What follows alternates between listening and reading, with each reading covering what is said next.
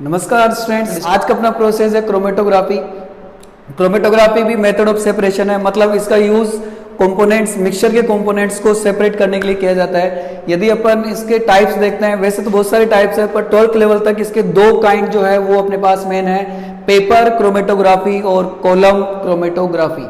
ठीक है, सबसे पहले अपन देखते हैं पेपर क्रोमेटोग्राफी और फिर अपन देखेंगे कॉलम क्रोमेटोग्राफी। इसमें पेपर का यूज करते हैं अपन और इसमें कॉलम का यूज किया जाता है। ठीक है, क्रोमेटोग्राफी यदि अपन वर्ड वाइज देखते हैं तो यहाँ पे क्रोमा का जो मतलब है वो होता है कलर। तो इसका सबसे पहले जो यूज है वो कलर्स को सेपरेट करने के लिए किया गया था, इसलिए इसका नेम दिया गया क्रोमेटोग्राफी। तो सबसे पहले अपन पेपर क्रोमेटोग्राफी देखते हैं और पेपर क्रोमेटोग्राफी में अपन देखेंगे कि इससे अपन कलर्स को कैसे सेपरेट करते हैं। इसके और भी यूजेस हैं, पर सबसे पहले अपन ये देखते हैं कि क्रोमेटोग्राफी जैसा कि इसका नाम है कलर से लिया गया है, तो इसके द्वारा इससे अपन कलर्स को कैसे सेपरेट कर सकते हैं। तो इसके लिए अपन एक एग्जांपल लेते हैं, डाई और इंक। डाई या इंक जो है इसमें बहुत सारे कलर प्रेजेंट होते हैं। जैसे अपन देखते हैं कि कोई इंक है अपने पास ब्लू कलर की, तो उसमें ब्लू और ब्लैक दो कलर होते हैं। वो लगता है कि एक कलर है लेकिन उसमें बहुत सारे कलर्स प्रेजेंट होते हैं। तो सबसे पहले अपन ये देखते हैं कि गिवन डाई या इंक में से जितने भी कलर उसमें प्रेजेंट है उनको अपन कैसे सेपरेट करें। तो उसके लिए अपन सबसे पहले ये कंटेनर लिया अपन ने, इस कंटेनर में अपन सॉल्वेंट फिल करते हैं। सॉल्वेंट इसमें ऐसा होना चाहिए जिसमें कलर्स सोल्यूबल हो। ये अपन ने सॉल्वेंट ले लिया। अब इस सॉल्वेंट में अपन क्रोमेटोग्राफिक पेपर या सिंपल फिल्टर पेपर डिप करते हैं। यह है अपने पास सिंपल फिल्टर पेपर या क्रोमेटोग्राफिक पेपर।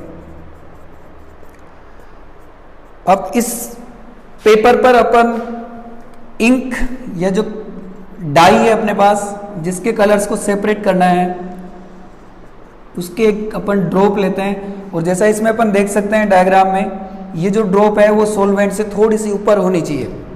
तो ये अपने पास एक्सपेरिमेंटल अपैरेटस है। अब इसके बाद प्रोसेस क्या होगी कि जो क्रोमेटोग्राफिक या फिल्टर पेपर है वो सॉल्वेंट मॉलिक्यूल्स को सोक करेगा। उसके बाद जो सॉल्वेंट मॉलिक्यूल्स है वो इसमें राइज अप होंगे, यानी सॉल्वेंट जो है वो इसके ऊपर की ओर चढ़ेगा। ठीक है, ये जो प्रोसेस है ये एडजॉर्प्शन के ऊपर डिपेंडेंट है। एडजॉर्प्शन के प्रिंसिपल पे ये वर्क करती है, यानी कि एडजॉर्प्शन होता है accumulation of molecules on the surface. Surface पे जो मॉलिक्यूल जमा हो जाते हैं उसको अपन एडजॉर्प्शन बोलते हैं। तो अब अपन प्रोसेस पे आते हैं। जैसे कि अपन ने देखा था कि सॉल्वेंट मॉलिक्यूल्स इसमें राइज अप होंगे। अब सॉल्वेंट जब यहाँ पे जैसे राइज अप हो रहा है, सॉल्वेंट जब यहाँ पे पहुंचेगा तो सॉल्वेंट जो है उसमें इसमें जो प्रेजेंट कलर है वो डिसॉल्व होंगे और वो कलर है वो भी सॉल्वेंट के साथ साथ ऊपर की ओर राइज अप होंगे। ये सॉल्वेंट के साथ साथ ये डिफरेंट कलर्स जो हैं उसके ये कलर्स भी राइज अप हो रहे हैं, लेकिन इन कलर्स की स्पीड जो है वो अलग अलग होगी और वो सॉल्वेंट की स्पीड से कम होगी। सपोज अपन मान लेते हैं कि इसमें 3 कलर हैं, colours A, B and C, और इनकी स्पीड ये वेलोसिटी है सबसे ज़्यादा। सपोज A की स्पीड है, फिर B की और फिर अपने पास C की स्पीड है। तो A जो है वो सबसे ज़्यादा स्पीड से इसके अंदर मूव करेगा, फिर उसके बाद B और C जो है वो लीस्ट स्पीड से मूव करेगा। ठीक है, तो उसके बाद ये जो क्रोमेटोग्राफिक पेपर है ये इनको एब्जॉर्ब करेगा और ये राइज अप होने के बाद में जहाँ पे इनकी स्पीड 0 हो जाती है वहां पे कलर जाके स्टॉप हो जाएंगे। तो अपन ये देख सकते हैं कि सपोज यहाँ पे 3 है अपने पास A, B एंड C। सबसे ज्यादा हाइट तक तो अपने पास सॉल्वेंट जाता है क्योंकि सॉल्वेंट की जो स्पीड है वो इन सब में सबसे ज्यादा है। फिर अपने पास 3 है, A इसकी स्पीड सबसे ज्यादा है, फिर B इसकी स्पीड कम है और C इसकी स्पीड सबसे कम है।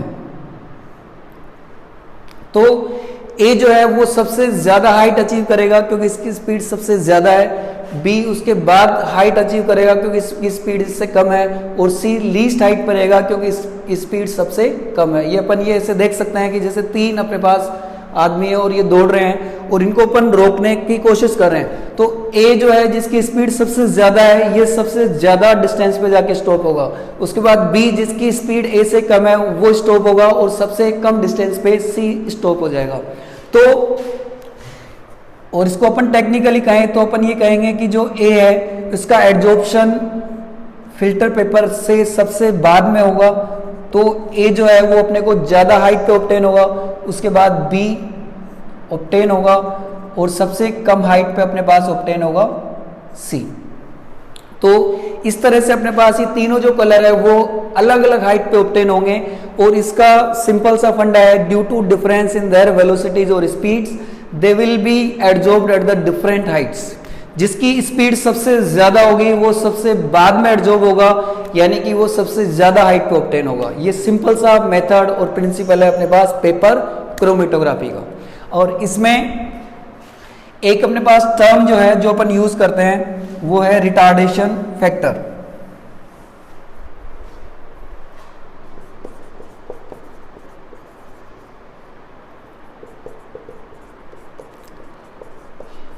रिटार्डेशन फैक्टर इसको अपन डिनोट करते हैं आरएफ से। रिटार्डेशन फैक्टर कि ये सिंपल सा है कि अपने पास यहां से यदि अपन स्टार्ट करते हैं, सपोज ये सभी यहां से स्टार्ट हो गए थे मूव करना और 4 जने यहां पे मूव कर रहे हैं, 4 चीजें अपने पास solvent colour A, colour B and colour C, और ये अलग अलग हाइट पे जाके स्टॉप हो रहे हैं अकॉर्डिंग टू देयर वेलोसिटी। सबसे ज्यादा वेलोसिटी सॉल्वेंट की होती है वैसे, इसलिए सॉल्वेंट सबसे ज्यादा हाइट गेन कर रहा है, उसके बाद ए, फिर इसके बाद बी और इसके बाद सी। तो अपन ये देख सकते हैं कि अपन यहां से हाइट इनकी जो डिस्टेंस लें तो सॉल्वेंट की जो डिस्टेंस है वो यहां से यहां तक है, यानी सॉल्वेंट कि जो मॉलिक्यूल है उसने यहां से यहां तक की डिस्टेंस कवर किया है, और जो ए के मॉलिक्यूल्स है उन्होंने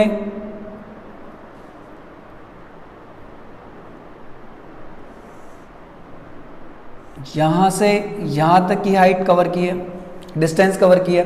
उसके बाद बी जो है, बी के मॉलिक्यूल्स उन्होंने यहां से यहां तक की डिस्टेंस कवर की है, और फिर सी जो है इनकी डिस्टेंस यहां से यहां तक की है। डिस्टेंस अपन लेते हैं जहां से अपन ने ड्रॉप ली थी।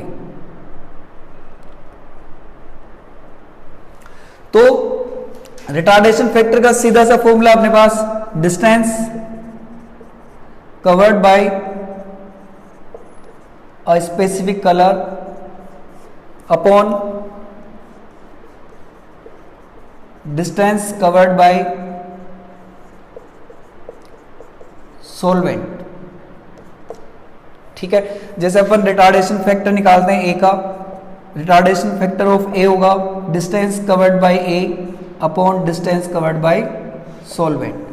मतलब ए का रिटार्डेशन फैक्टर अपन कैसे निकालेंगे, ये जो डिस्टेंस है यहां से यहां तक की ए की, जो ए के एटम्स और इसके मॉलिक्यूल्स कवर कर रहे हैं उसको अपन यहां पे रखेंगे, और जो सॉल्वेंट मॉलिक्यूल्स कवर कर रहे हैं डिस्टेंस यहां से यहां तक की उसको अपन यहां पे रखेंगे। ठीक है, सपोज ये डिस्टेंस अपने पास 3 सेंटीमीटर है और ये जो डिस्टेंस है वो 5 सेंटीमीटर है, तो ए का जो रिटार्डेशन फैक्टर है ये हो जाएगा 3/5, और डिस्टेंस में अपन डिस्टेंस का डिवाइड दे रहे हैं तो ये डायमेंशन लेस होगा, यानी इसकी कोई डायमेंशन या यूनिट नहीं होगी। तो ये जो था अपने पास वो पढ़ा अपन ने पेपर क्रोमेटोग्राफी के बारे में। ठीक है, कि पेपर क्रोमेटोग्राफी क्या होती है और इससे अपन डाई या इंक के जो डिफरेंट कलर्स है उनको अपन कैसे सेपरेट कर सकते हैं। और इसके बाद जो है सेकेंड टाइप ऑफ क्रोमेटोग्राफी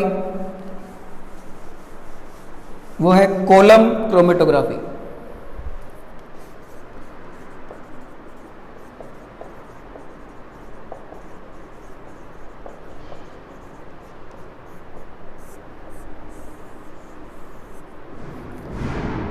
देखो, कॉलम क्रोमेटोग्राफी इसका प्रोसेस और प्रिंसिपल उसके जैसा ही है, लेकिन इसमें अपन पेपर की जगह कॉलम यूज करते हैं। उसमें जो एड्जॉर्प्शन था अपने पास पेपर पर हो रहा था, इसमें एड्जॉर्प्शन एक कॉलम के अंदर होगा। तो ये अपन ने एक कॉलम लिया,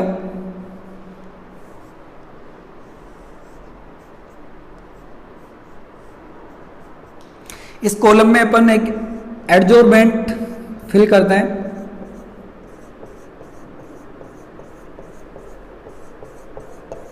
ये अपने पास एडजॉर्बेंट है।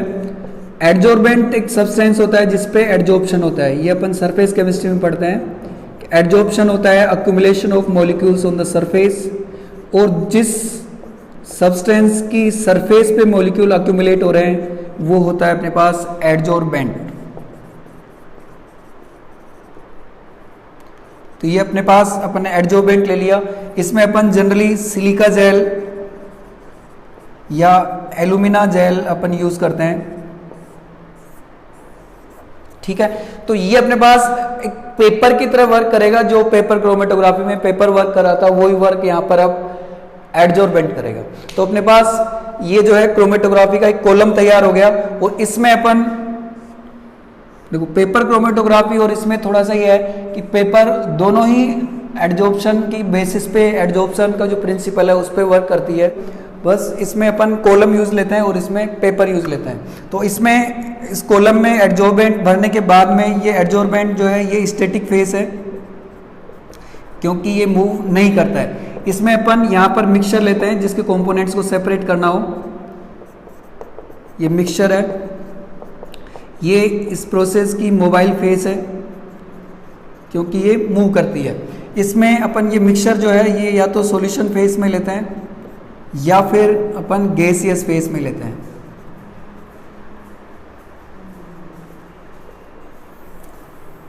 यदि अपने पास लिक्विड अपने पास कंपोनेंट है या गैसियस कंपोनेंट है तो कोई दिक्कत नहीं है, उसको अपन डायरेक्ट इससे पास करेंगे। यदि अपने पास सॉलिड मिक्सचर है, मतलब मिक्सचर में जो कंपोनेंट्स वो सॉलिड है, तो उसको अपन पहले या तो सॉल्वेंट में डिसोल्व करने के बाद में सॉल्यूशन उसका प्रिपेयर करते हैं, या फिर उसको हीट करके उसका वेपर बनाते हैं अपन। उसके बाद में जो सॉल्यूशन या वेपर का जो मिक्सचर अपने पास बना है उसको अपन इस कॉलम से होके पास करेंगे, ठीक है।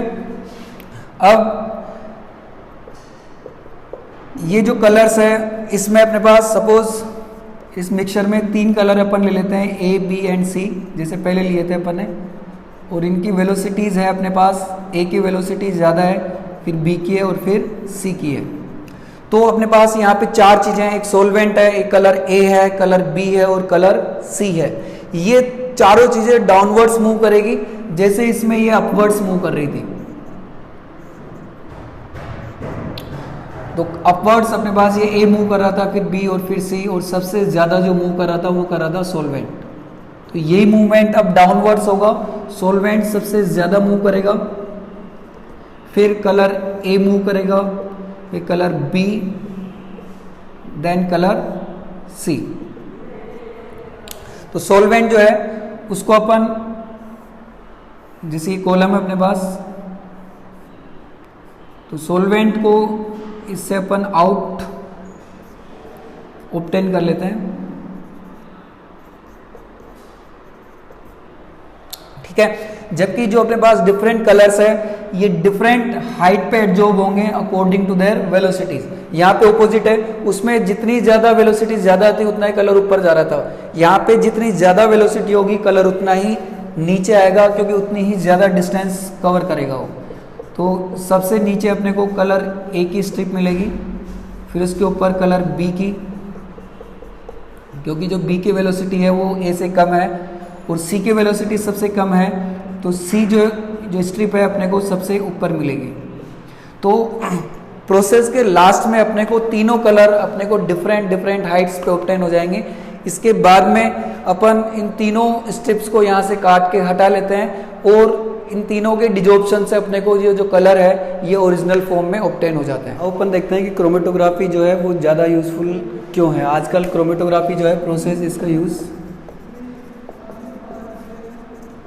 मेटलर्जी में भी किया जाता है। अभी तक अपन ने देखा है क्रोमेटोग्राफी जो है उससे अपन कलर्स सेपरेट कैसे करते हैं, एक मिक्सचर में जो कलर्स प्रेजेंट है उनको कैसे सेपरेट करते हैं।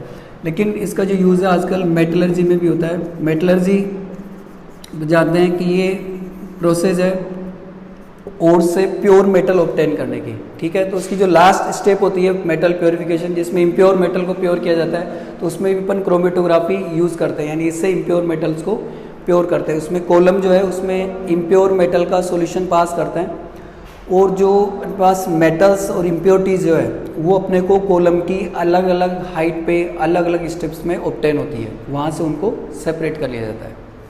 तो क्रोमेटोग्राफी जो है ये अदर मेथड से ज़्यादा यूज़फुल इसलिए है क्योंकि इसमें दो ऐसे फीचर्स हैं जो अपने को और प्रोसेसेस में और मेथड्स ऑफ सेपरेशन में देखने को नहीं मिलते हैं। फर्स्ट है that it is highly sensitive. Highly sensitive मतलब इसमें मिक्सचर के अंदर कॉन्स्टिट्यूएंट कितना भी कम अमाउंट में प्रेजेंट हो उसको भी अपन सेपरेट कर सकते हैं, भले वो 0.01% भी यदि उसमें मिक्सचर में प्रेजेंट होगा कॉन्स्टिट्यूएंट तो उसको भी अपन क्रोमेटोग्राफी से सेपरेट कर सकते हैं। सेकंड ये है कि यदि किसी कंडीशन में when there is a little or no difference in physical properties of constituents of the mixture, तो जब मिक्सचर में उसके जो कॉन्स्टिट्यूएंट्स हैं उनकी फिजिकल प्रॉपर्टीज़ में ज़्यादा डिफरेंस नहीं है या फिर डिफरेंस बहुत कम है तो उस कंडीशन में अपन दूसरी मेथड को यूज़ नहीं कर सकते। देखो जैसे अपन ने जितनी भी मेथड्स ऑफ सेपरेशन देखी है वो बेस्ड है on the difference in physical properties of the constituents. जैसे अपने पास इस मिक्सचर में 2 मिसिबल लिक्विड्स प्रेजेंट है और उनके बॉइलिंग पॉइंट्स में डिफरेंस होता है तो उनको अपन डिस्टिलेशन से सेपरेट करते हैं। यदि ये डिफरेंस 25 डिग्री सेल्सियस से ज़्यादा हो तो सिंपल डिस्टिलेशन और कम हो तो अपने पास फ्रैक्शनल डिस्टिलेशन से उनको सेपरेट करते हैं। जैसे कॉन्स्टिट्यूएंट्स की सोल्यूबिलिटीज़ में डिफरेंस हो तो अपन इनको क्रिस्टलाइजेशन से सेपरेट करते हैं। लेकिन यदि किसी कंडीशन में मिक्सचर के कॉन्स्टिट्यूएंट्स की फिजिकल प्रॉपर्टीज़ में डिफरेंस नहीं है या बहुत कम है, जैसे लेंथेनाइड्स का जो मिक्सचर होता है उसमें लेंथेनाइड्स मेटल्स की फिजिकल प्रॉपर्टीज़ में बहुत कम डिफरेंस होता है, तो इस कंडीशन में उनको अपन क्रोमेटोग्राफी से सेपरेट कर सकते हैं। क्योंकि और किसी दूसरी फिजिकल प्रॉपर्टी में डिफरेंस आए या नहीं आए लेकिन मिक्सचर के अंदर जो कॉन्स्टिट्यूएंट्स है उनके मॉलिक्यूल्स की वेलोसिटीज़ में ज़रूर डिफरेंस होगा और इस वेलोसिटी के डिफरेंस की वजह से ये कॉन्स्टिट्यूएंट अपने को कॉलम या पेपर पे अलग अलग हाइट पे ऑब्टेन होंगे। तो आज इस वीडियो में अपन ने क्रोमेटोग्राफी के बारे में देखा है कि क्रोमेटोग्राफी की प्रोसेस क्या होती है और इसके यूजेस क्या क्या हैं।